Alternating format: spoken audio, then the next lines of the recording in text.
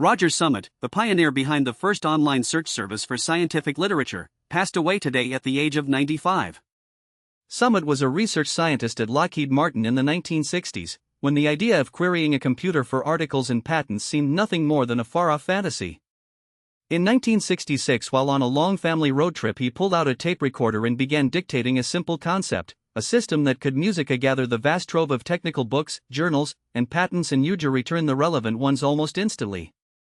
That idea would take Summit over a decade of work to turn into reality. While still in a Lockheed lab, he spent nights scripting and testing what would eventually become a rudimentary database search engine. The early system was far removed from what we see today. The hardware was room-sized mainframes, the software was written in punch cards, and the input was often typed on early terminals. Yet in its heart, Summit hatched connects fact and file so that an engineer could ask a question and get the answer in minutes instead of hours or days. After Lockheed, Summit moved on to Dialogue Information Services, a company that specialized in providing access to scholarly papers and technical data. At Dialogue's data center in 1984, he implemented a prototype that could be queried over a network, an early glimpse of what would later become the internet's search culture. By the late 1980s, the technology Summit helped develop was being used by universities, libraries, and corporate research labs across the country.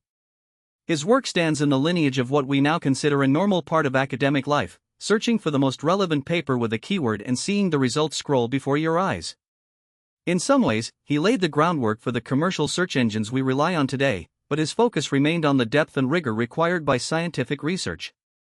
His systems boasted features like keyword weighting, citation tracking, and the ability to retrieve full text, innovations that informed the later development of metatheses and eventually platforms like Google Scholar.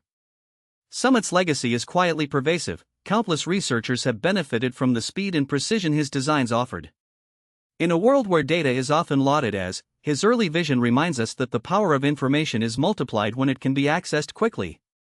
Readers recalls that Summit was a quiet engineer whose output had a profound effect on how knowledge is disseminated. The 95-year-old's passing is a note of respect for a figure whose ingenuity quietly steered the next several generations of scientific discovery.